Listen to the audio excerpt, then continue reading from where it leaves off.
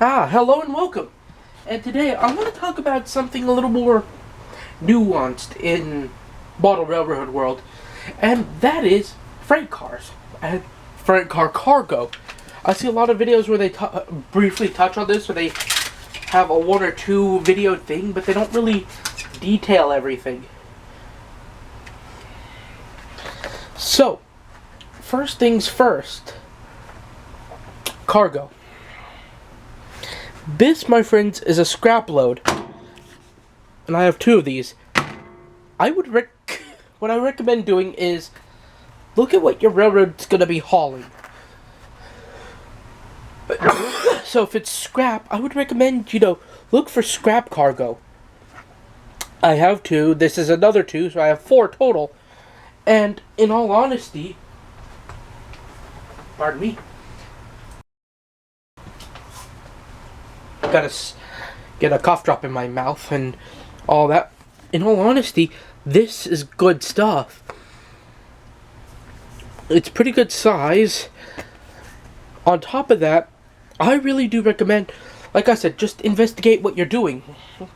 If your freelance railroad carries scrap, grab it. If not, but you want to have it, if not, but you want to have this so something's passing through, go for it. But once again, investigate. There's like a billion different kinds of scrap loads, and I would recommend looking for stuff that's gonna work for what you're doing.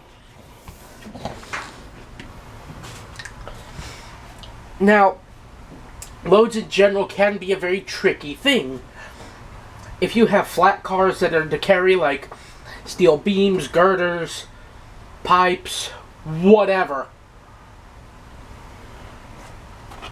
look at that. Look at what you're doing first, as I keep saying. Why do I say, look at what you're doing before you buy, or before you jump into the hobby?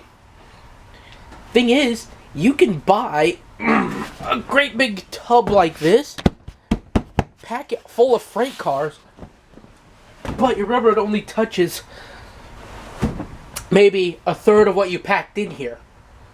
You could have just bought $2,000 worth of useless freight cars that you're giving away to your friends, but you said, oh, maybe my railroad will touch it. Maybe my railroad will handle it. Something like this, which is the Sioux Line ore car. Because I have a couple of steel mills. The ore mine would... I would love to have these. And the thing is, this, I already be servicing steel mills and smelters yards and whatever else.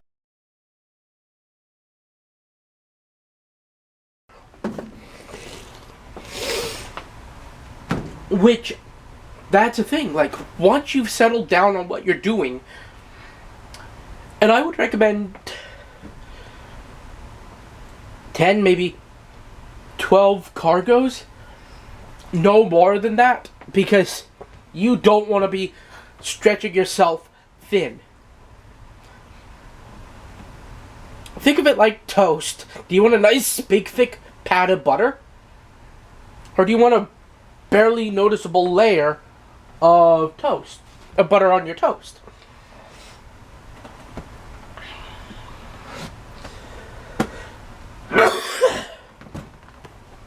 I have some tanks.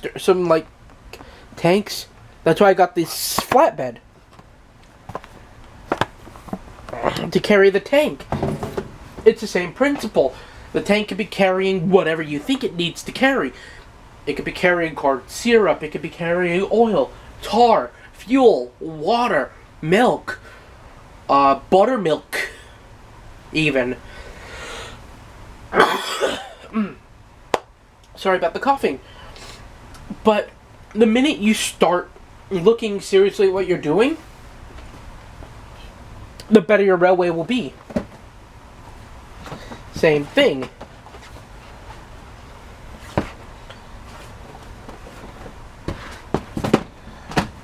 If I could find it all. Are you what I need? No.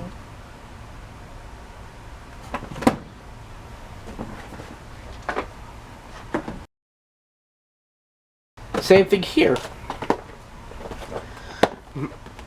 This is more like my family thing, but my family have done like livestock and all that, and that's the thing I wanted my railway to be part of. I wanted to take part in protecting and carrying livestock, just so that way, I'd still have some ties to the family. But sometimes when you're doing your model railway,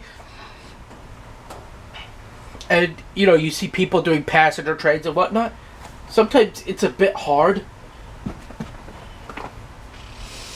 to just look at the thing that's going on in the model railway and be like, okay, yeah, that's a thing that's gonna help. Sometimes what I like to tell people is with passenger traffic, don't look for the cargo, but look for the coaches you like. So, like, I love this Burlington coach. It's a single-windowed coach. It's going to be good for replacement on an express. This Amtrak car, boxcar, I could double it up as a baggage and a luggage car. And that's the thing. When we get into, like, loads, for, like, box cars like this, where the doors are part of the molding, they don't slide, you can say whatever you want. You can say it. You can lay it out to say, oh, this mail-in luggage.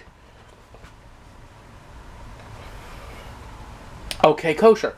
But if you have one that opens, why not stick a little luggage trolley in it? Why not stick some suitcases? You name it.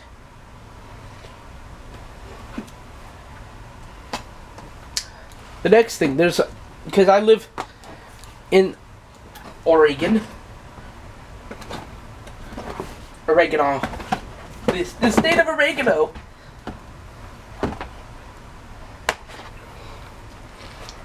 That corn syrup tankers, this guy.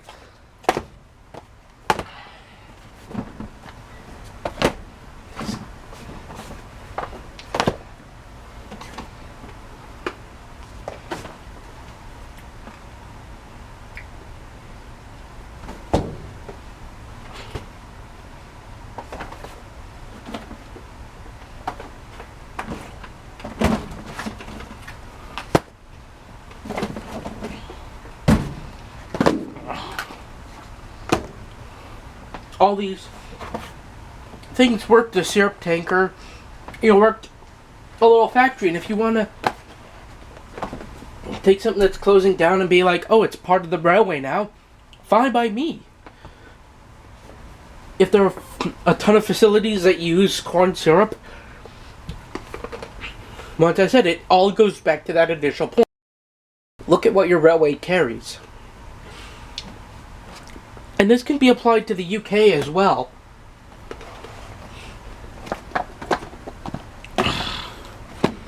So you're not trying to scramble to figure out what your branch lines carry, what industries they serve, whatever. I mean, I love harbor trains, and I love refrigeration trains.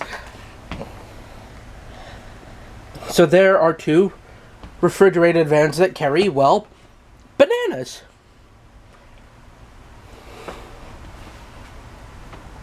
And that's the thing, like, I don't mind, branching out a little bit. Refrigerated trains, okay. So, at times I would carry bananas. At times I would carry this refrigerated goods. Once again, it all goes back to that initial deal.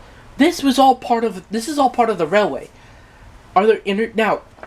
I haven't touched on a point. I'll touch on a point when I go get some, like, modern reefers, boxcars, and whatever else.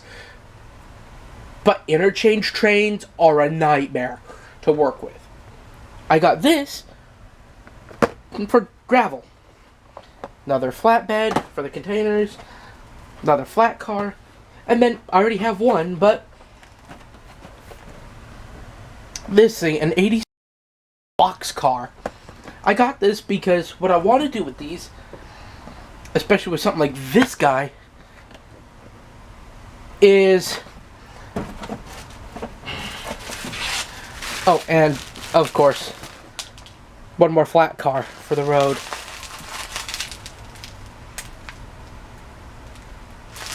Oh crap.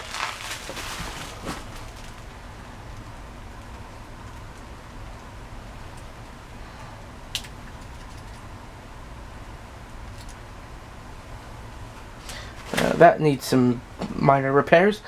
But all of this was all based of what's my railway doing? Okay, doing these things. Bulk up on this. I mean, I do run... My railway does handle coal trains, does handle this, that, does handle other odd trains. Airplane fuel, airplane parts. You name it. Here's the thing. And this is what I'm going to tell you. Never be afraid to branch out a little bit. If there's something you see... You know, if somebody else is doing one or two things that you do, that's fine. Where you might have an issue is, let's say, because I'm doing corn syrup trains, let's say somebody else comes along and decides he's going to do corn syrup. And he has a unit train of 80 cars. Compared to me and my unit train of 15. Here's the big thing. Am I going to be bad at him? No.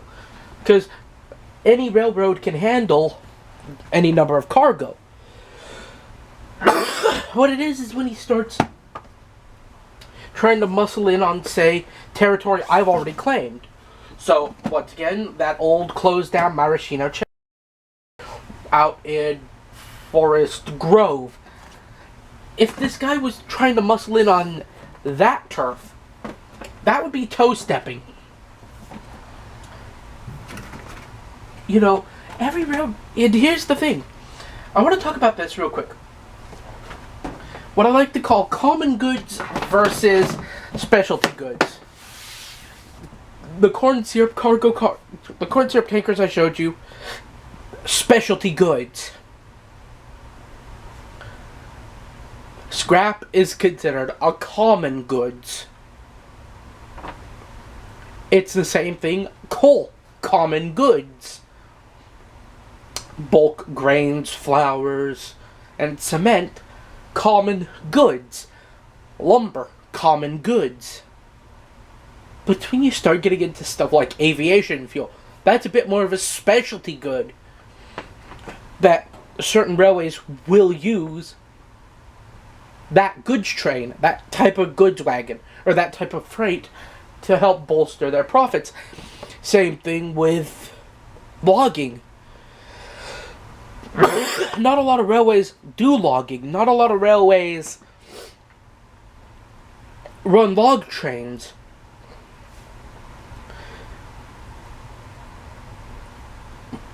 Once again, like I said, specialty goods.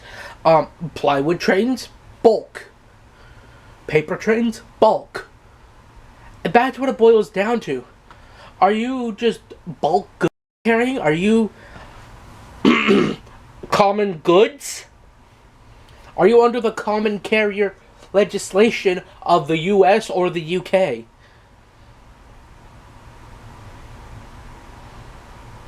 You know, where you have to carry a particular freight, even if it doesn't make you a lot of money? Are you bound by that? Are you not? That's the thing.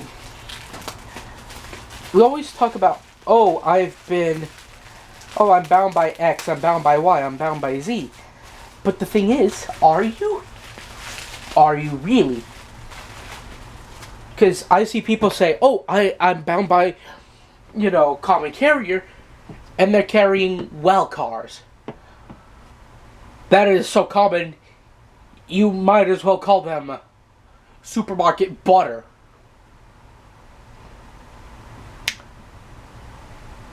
But if you have, instead of containers, trailer on flat car, which, yeah, it's a common thing for here and there.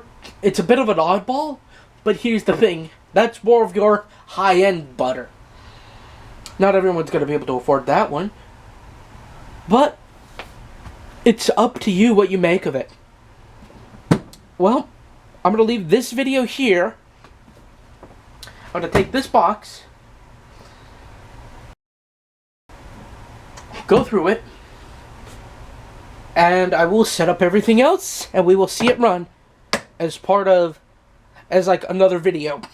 I'll even do like specialty freight movements with it and whatever else. See you in that video. Bye!